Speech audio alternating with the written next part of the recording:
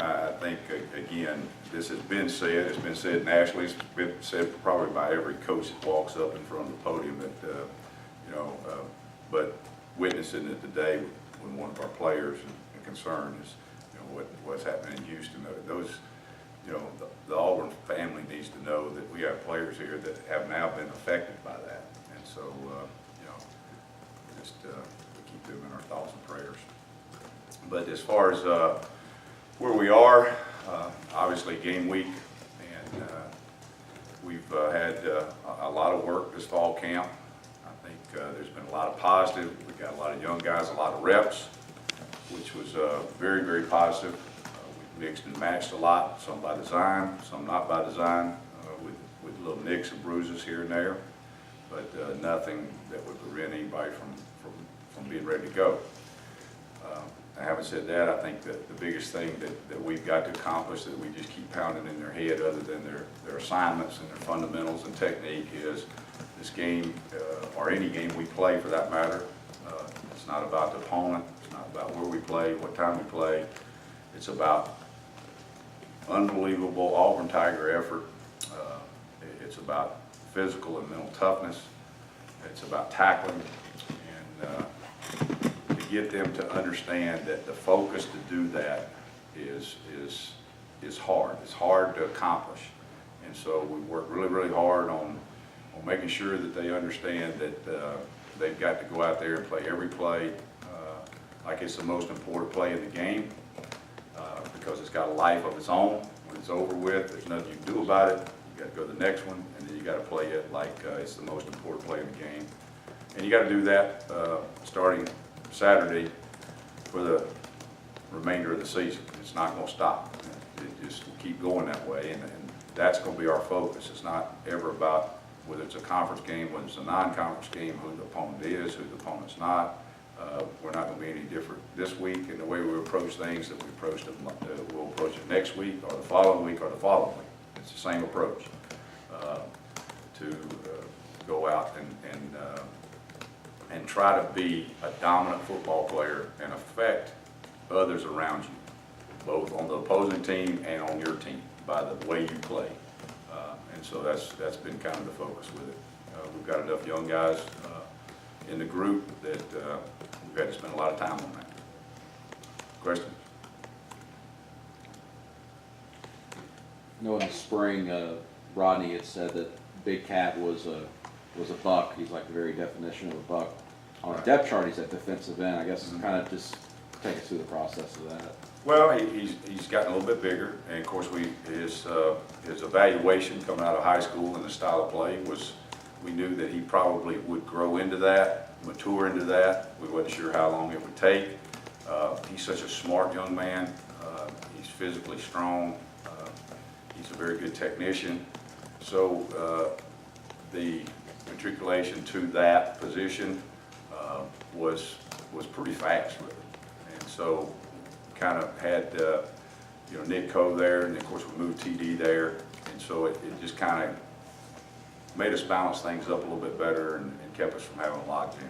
What do you see of TD at that buck spot? I know Rodney was really wanting to work with him. He was talking about it. Yeah, he's high energy, high motor guy. I mean, it's very important for him to get to the football every day. He practices that way. So, and he likes, like all defensive linemen, like a lot of defensive players, he loves to rush the passer, and he has a skill set to do so. Kevin, we heard a lot about Nick Coe over the course of camp. Is he ready, do you think, to make a significant impact? Yes, I do. If we didn't, we wouldn't start him. We'd start somebody else. But it looks like he'll probably be the starter, and unless something changes between now and then, which I don't foresee that. He's a big man. He's gained probably close to almost 40 pounds since he's been here. Obviously two-time, three-time state championship wrestler, so he understands leverage, understands utilization of hands. He's got a high skill level, but football's important to him. He's really done a nice job. Nick starting at strong side end for you? Well, we don't do it like that. It's in and above. Right. So. Kevin, Tyrone Truesdale, how much has he grown and matured in just this short time in preseason camp? He's a big, powerful man, big body, big, powerful man, can command double teams in there, hold his point, hold the gap. And, I think the transition for offensive and defensive linemen is difficult anyway, but to make it in a position where he was at the time, kind of thrown in the fire real quick, he worked through it. And probably the first week, he was wondering if he was going to get through it, but he did. He got in football playing shape and has really had a good game. How important was his, I mean, you're looking for defensive tackles to kind of build that rotation. How important was it that he stepped up? Well, I think it helps, with Andrew and Byron and Octavius, and then we've got Marlon, of course, who can go in there. We got Nick, who can go in there. We got a pretty good group, and Derek Brown, of course, and to add that to it, it facilitates that we don't always have to move Marlon in there, we don't always have to move Nick in there on first and second down. Coach, the players seem really confident, and I would say coaches too, that the defense can be better this year than they were last year, even though you guys lost so much NFL talent. How many times have you seen that happen over the years where a team has, more talent the year before, but they're actually better the year after? Well, I think the question really, for me, as a coach, is it's not so much more talent, because some of the talent that is coming along was unproven talent. It was just as much talent, it was just unproven. Everybody knows the guys who left and went to the NFL. But those guys behind them, maybe they're leaving and going to the NFL too. They just are unproven at this point in time, and they've got an opportunity now to prove themselves. So it may be just as talented. We really don't concern ourselves with comparing to last year. It's a totally new year. It's a totally different team. Really what I'm trying to do is make sure they understand the focus of each play and the life that it has. And then just go through the season like that. I don't think that there's any question that we're talented enough that if we come together and we meet the standards each and every play that we've set before them, that we can be successful. Now, whether it will be as much as last year or as much as next year, I don't know. Have I seen it before? Many times. Over the years, when you coached against triple option offenses, what have been sort of the key things for teams that have done a good job with them? Eye discipline. It's all. I mean, you got to play good technique in any football. You got to be where you're supposed to be in football.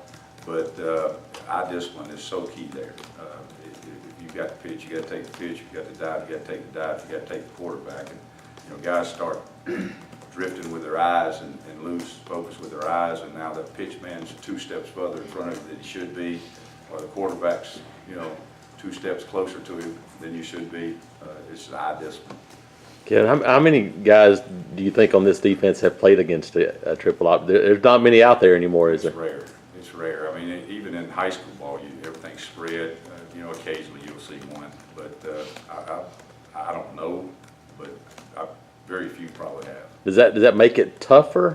We hear sometimes that that offensive line sometimes is better off not playing at all. Does it make it easier to teach if they haven't had any bad habits or those things? The hardest thing to teach is remember, our offense doesn't run it, so we don't see it all fall camp. So we got to go do it and perform with the scout team. Well, it's not their offense, and so the speed of it, we will never see the speed of the triple option offense we're going to see Saturday night until the first play of that game. We just can't create that.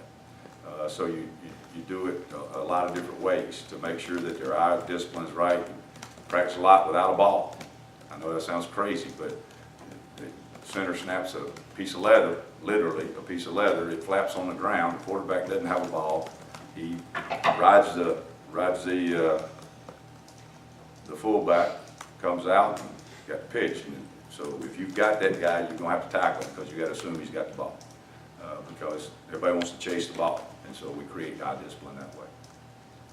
It's been a pretty long preseason with extra week this year. Your guys beyond eager to play some football? I think so. Today's practice was, you could see a little more zip in their step, a little more talkative, a little more juice about things, which it should be. I mean, they like to play. important is it to kind of set the tone early and create an identity? You guys did that last year with the Clemson game and the whole month of September. How important is that? That's important every play of football, whether it's the first play of practice or whether it's the first play of the scrimmage or whether it's the first game. You know, is it, the standard is the standard. So when you buckle your chin strap, you do that. And so that's got to be deeply ingrained in your identity. And so it can't be, okay, I'm going to set the standard Saturday night. Well, if you hadn't set the standard in practice, you hadn't set the standard in scrimmages, it's not going to happen Saturday. So it's more of a personality trait within the football player and then the group itself. Are you happy with the progression Byron has made at defensive tackle? I am. You know, that's a change, obviously, from the edge to the inside, and he continues to work and he gets better every day. Do you expect him to be the kind of a guy that takes significant reps? I mean, because he hasn't We'll have to see how that goes. I mean, I can't answer that, how the game goes. You know, he's available and we're not afraid to play him, and he's earned the right to play, so we'll rotate him and keep him fresh based off of that, but we're not going to go out there and have a pitch count on guys and say, okay, now it's your turn. You know, it may not be your turn. And so we just don't go about it that way. Is there anything technique-wise that's holding him back or Pardon something? me? Anything holding him back No. to getting No. more? But a good player, you know, there's good players in that room. Coach Big Cat, how has he handled sort of the physical part of it, being in there and going up against tight ends, offensive tackles over their defensive end? It's been fun to watch him improve. You know, he's got really good leverage and technique. He's a good fighter. It's been interesting to watch just in the one-on-one stuff. You know, it's different standing up out in the edge, coming off and rushing up the field, than it is putting your hand on the ground and having 330 pounds coming off on you. It's you know, there's a little learning curve there. Is it unusual for a freshman to be able to handle that type of? No, not really. I mean, I've seen it before. A little bit unusual for one that stood up most of his career. I don't know that he's really ever had his hand on the ground very much. And he'll still stand up some, but it's a little different. Who have you seen out of Dean and Jay Davis at the cornerback spot, and do you plan to maybe rotate them quite a bit, or? Well, I mean, we've got the four corners, including Broussard, with J.D. and Carlton and Dean and Denson, then Broussard. So with those five, we have the ability to utilize multiple corners, more than one, at multiple positions, either in the star position or the safety position. And so you will see sometimes where you may see Denson, Dean, Carlton, and J.D. out there at the same time.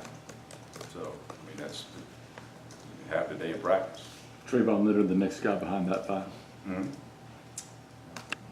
How valuable, I mean, obviously, in any situation are guys like Darrell Williams and Montavious, but against a team like this where you can keep maybe that third linebacker on the field and still have the ability to cover it, you know, in a passing situation. Yeah, I mean, it's a different kind of passing situation because it goes back to eye discipline. I mean, those guys, they're not lined up out there in a spread offense and running a route combo.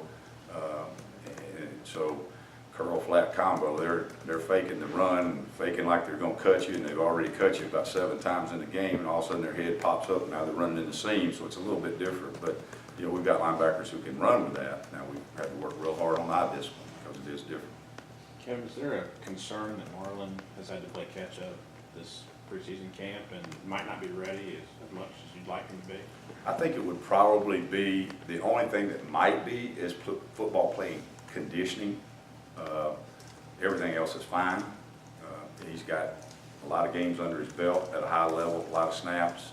He got spring practice, he got some fall camp, and has been back in fall camp. So other than just getting back into that football playing conditioning, that 2 a days kind of brings from the beginning to the end, to jump back in at the end of it, you know, it's catch up on that, but not in terms of the skill set. Anything else? So one reason why you may need to rely on a guy like Ho a little bit more in an opener is as Marlon tries to get back into football shape, so to speak? No, I mean, we rotate linemen pretty much anyway. I think that's been the track record that, you know, we've had here. So I don't think that's an issue because of it.